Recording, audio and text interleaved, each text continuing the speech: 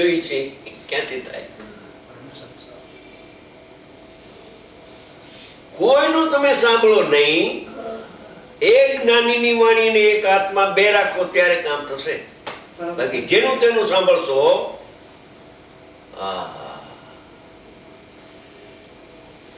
કેમ કે વ્યવહારની કથન તો ઘણા આવે. વ્યવહારની કથન તો આવશે.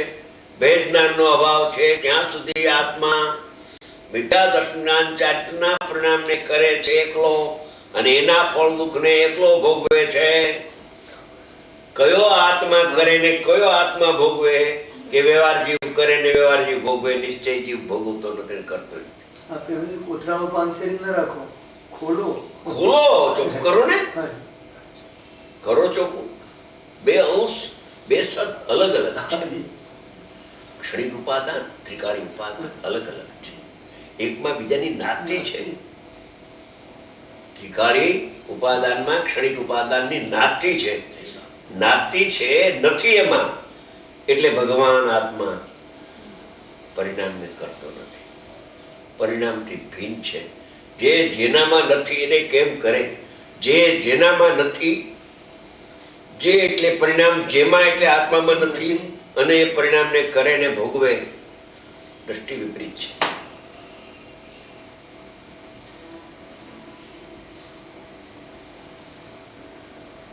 આ વાદ વિવાદનો વિષય નથી. આચાર્ય ભગવાને કહ્યું કે સોમત કે પરમત ની હારે હું વાત કરીશ. સોમત એટલે મોક્ષ જીવની હારે.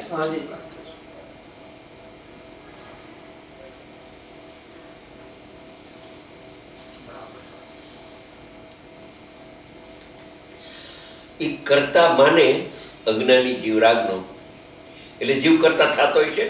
અકર્તા પણ છોડીને અજ્ઞાની કહેવાય ને ઉપચાર ન આવે. છે અકર્તા માને છે કરતા, એનું નામ અજ્ઞાન. એ તો એની માન્યતાથી વિપરીત છે. મનુષ્ય નો થઈ ગયો પાડો, પાડો પાડો થઈ ગયો. પાડો થઈ ગયો સાચી વાત છે. પાડાનું ધ્યાન કરે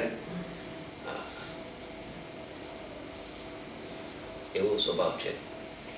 આત્મા જ્ઞાનમય રહ્યો છે અનાદિ અનંત.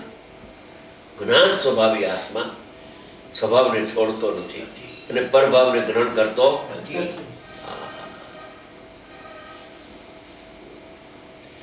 પહેલો પાઠ જ શીખવાડ્યો છે.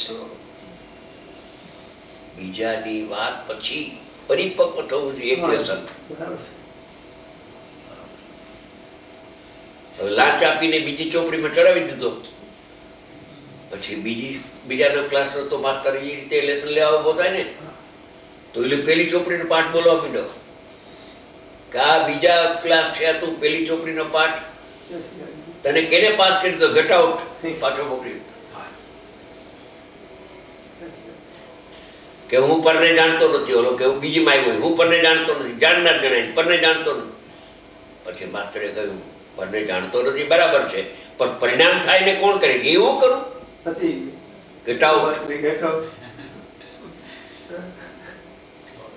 પરિણામને તો જીવ જ કરે ને. પરિણામને કોણ કરે? કે કર્મથી પરિણામ થતા નથી. કર્મ ભિન્ન છે. કર્મ વિચારા કોણ? ભૂલ મેરી અધિકારી. આવું આવું શલ્ય રહ્યું છે. ક્રમી અભ્યાસ નો કાલ 4 કયા પ્રકાર આપે? બહુ સારી.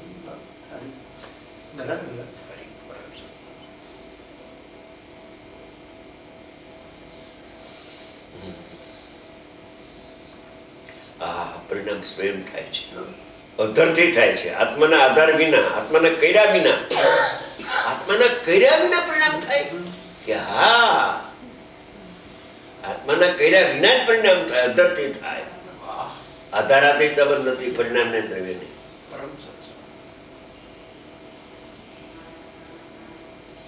પણ આયુષ બંધાય આવતા ભવનું, એમાં તો જીવ નિમિત્ત થાય ને. નકર આયુષ ક્યાંથી બંધાય? કે જીવ એમાં નિમિત્ત નથી. કરતા તો નથી, પણ નિમિત્ત કરતા પણ નથી. એ અજ્ઞાનીનો રાગ એમાં નિમિત્ત છે. એક અંશ નિમિત્ત છે, બીજો અંશ નથી. એ તો સુરક્ષિત રહી ગયો છે. હા.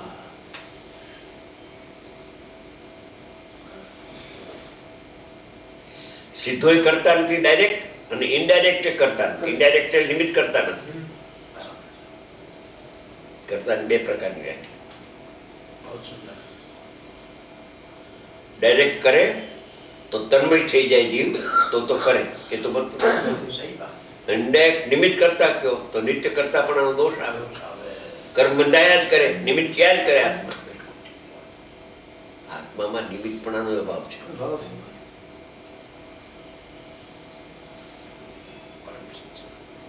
એટલે પેલો પાઠ બહુ સમજવા જેવો. હું જાણનાર છું, જાણનાર જણાય છે, પર જણાતું નથી. એ વાત તારી સાચી છે, પણ જે જાણવાની ક્રિયા થઈ, પરને જાણવાનું નહીં, જાણનાર જણાય છે, એ ક્રિયા જે જ્ઞાનની થઈ, અને એ જ્ઞાનની ક્રિયાનો તો તું કરતા ખરો ને. હા સાહેબ, એ તો કરતા હોય.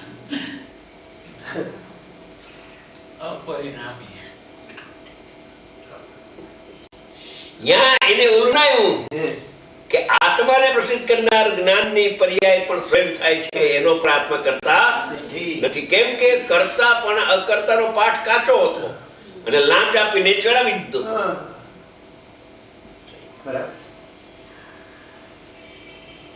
અસાધારણ છે આ અકર્તાનું પણ, સાધારણ નથી. પાઠ તો બે જ છે, ત્રીજો પાઠ છે.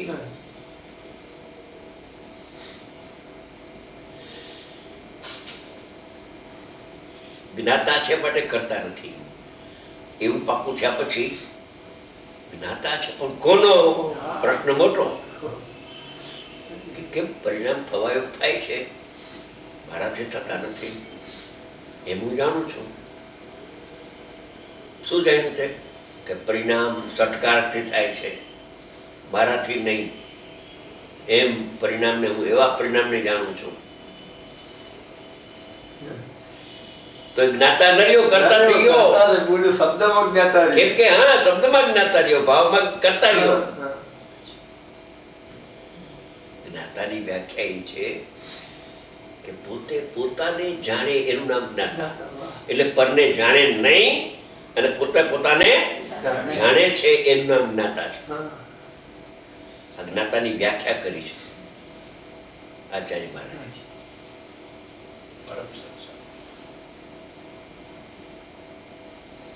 પોતે પોતાને જાણે ને પરને જાણે નહીં, એવું અસ્થિનાસ્તિ અનેકાંત જ્ઞાન પ્રગટ થાય છે.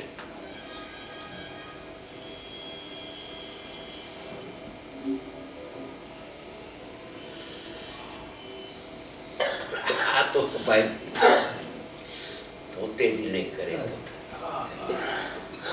અંતરથી આવવું જોઈએ, અંતરથી આવવું.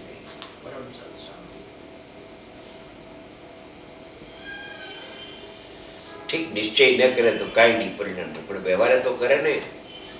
જો વ્યવહારે નહીં કરે તો બંધ મોક્ષની સિદ્ધિ નહીં થાય. એમ અજ્ઞાની વિદ્વાન વાત કરે, અજ્ઞાની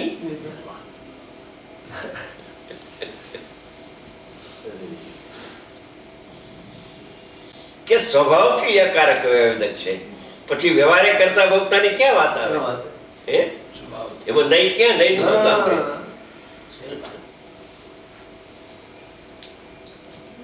સાહેબ, હું પરનો જ્ઞાતા તો નથી, જાણનારું જણાય છે. શેમાં જણાય છે? મારે જ્ઞાનની પર્યાયમાં જણાય છે. એ જ્ઞાનની પર્યાય કોણે કરી? નહીંથી થઈ કે ના શાસ્ત્ર નહીં, મારાથી થઈ છે પર્યાય. ગયો દુનિયામાંથી,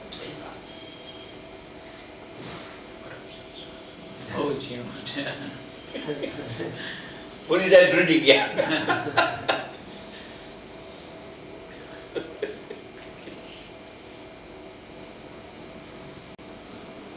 પેલી બારી બીજી મેં ચડાવી દીધો. અકર્તાનો પાટો થઈ ગયો. હવે જાણનાર છું, પણ જણાતું નથી. જાણનાર જણાય છે. જે જ્ઞાનમાં જાણનાર જણાય છે, એ જ્ઞાનનો તો કરતા ખરો કે નહીં? એનો તો કરતા હું છું. અકર્તા રહ્યો કયો? અકર્તા ક્યાં ગયો?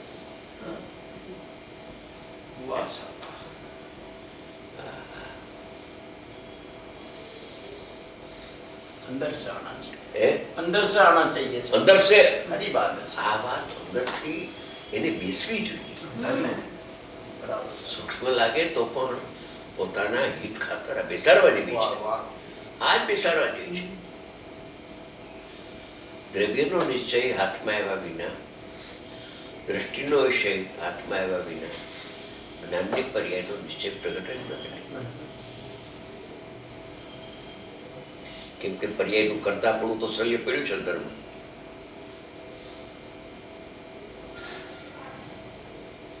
પરને જાણો નિષેધ ક્યાંથી આવે? वाह। કરતા આ વિશે પણ બધી અનુકરણ છે. હાજી. આ પણ અનુકરણ છે. હાજી પેલું અકર્તા પછી જ્ઞાનનો જ્ઞાતા બરાબર એમ લીધું છે. છઠ્ઠી ગાથા એમ લીધું છે. હાજી.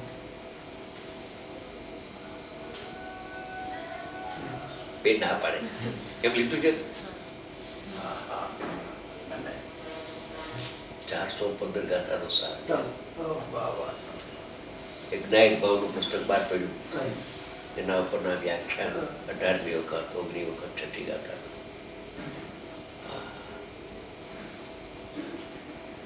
અનુકરણ છે આ. કરતા બુદ્ધિ રાખે હાજી. અને પરનું જ્ઞાતા પણ છૂટે. એવું તો ભલે.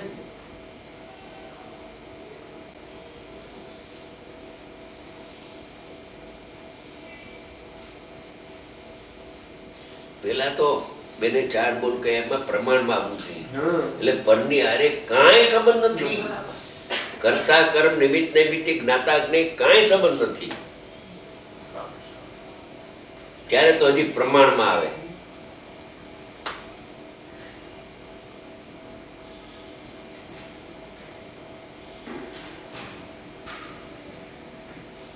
महालौकिक बात है प्रमाण में ही आना।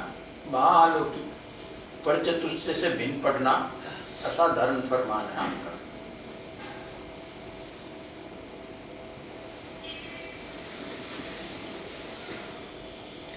बाद में દ્રવ્ય ને પર્યાયથી ભિન્ન જોવો. હાજી. દ્રવ્યમાં પર્યાયની નાસ્તી. નાસ્તી. બીજો પાઠ હે આહા. બે પાઠ સુધી તો માનસિક જ્ઞાન છે. ત્રીજા પાઠમાં આવે મન પાવે વિશ્રામ.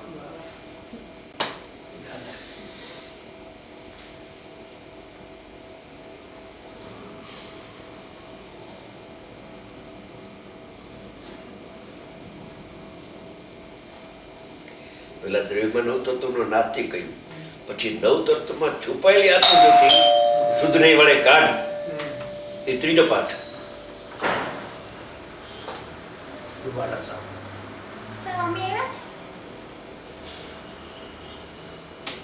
પ્રમાણમાં આવ્યા પછી આત્મામાં નવ તત્વની નાસ્તિ છે. નવ તત્વની નાસ્તિ છે પણ સર્વથા નાસ્તિનો અર્થ સર્વથા. હા હા. નાસ્તિમાં કથનચિત ન ના હોય. હોય. बराबर साहब। તો નાસ્તિકમ કયો રહ્યો?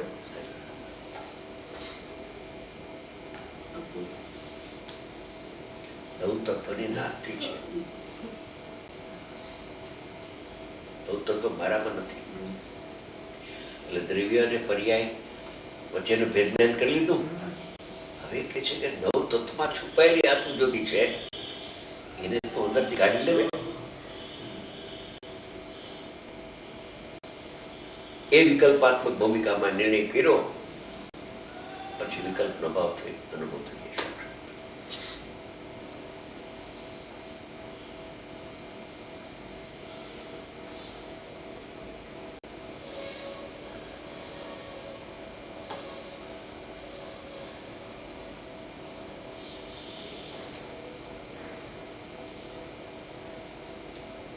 સામાન્યમાં વિશેષનો ભાવ, પછી વિશેષમાં રહેલો સામાન્ય દ્રષ્ટિગોચર કરે. સામાન્યમાં વિશેષની નાસ્તિ, એ વિશેષમાં અન્વયરૂપ રહેલો ધ્રુવ પરમાત્મા નાયક તત્વ તે હું છું. પરિણામ માત્રથી જુદો. પછી એ જ્ઞાયક ઉપર દ્રષ્ટિ જો પડે તે અનુભવ થાય. અનુભવ થતા ચોથો પ્રકાર આવી જાય, પ્રમાણ જ્ઞેય. દ્રવ્યપ્રિય બે જણાય એક સમયમાં જ્ઞેયપણે. પછી તો ધ્યેય ને જ્ઞેય કાંઈ એના ભેદ નથી. તે છે તે છે બસ. ચોથો પેલી નિર્વિકલ્પ પ્રમાણ છે ને, નિર્વિકલ્પ પ્રમાણ ચોથા બોલમાં. ત્રીજા બોલમાં નિર્વિકલ્પ નહીં. પહેલા બોલમાં વિકલ્પાત્મક પ્રમાણ અને બીજા બોલમાં સવિકલ્પ નહીં સવિકલ્પ નહીં.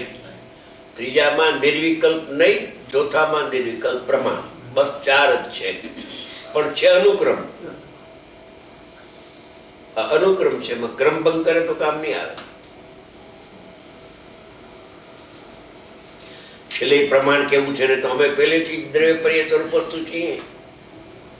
ક્રમભંગ કર્યો એટલે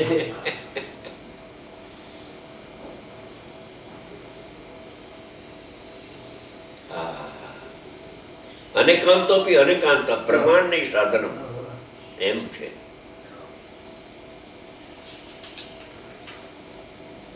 અરે એ તો કાંઈ ના આવડે તો કાંઈ નહીં. દ્રવ્યમાં પર્યાયની નાસ્તિ છે એટલે પર્યાય સ્વયં થાય છે, એનો હું કરનાર નથી. પછી પરિણામનો જાણનાર પણ નથી. બસ 2 જ વાત છે, પરિણામનો કરનાર નહીં અને પરિણામનો જાણનાર નહીં. તો તું કોણ છો કે જાણનારને જાણવું અને જાણનાર જણાય? જાણનારને જાણવું અને જાણનાર જણાય એટલો ભેદ નીકળે તો અનુભવ થાય. લ્યો. એ ભેદ કાઢવાનો.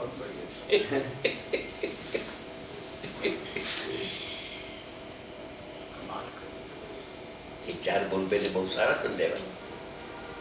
સવિકલ્પ ને નિર્વિકલ્પ ખરેખર એને અભ્યાસ કરવો જોઈએ. એકલું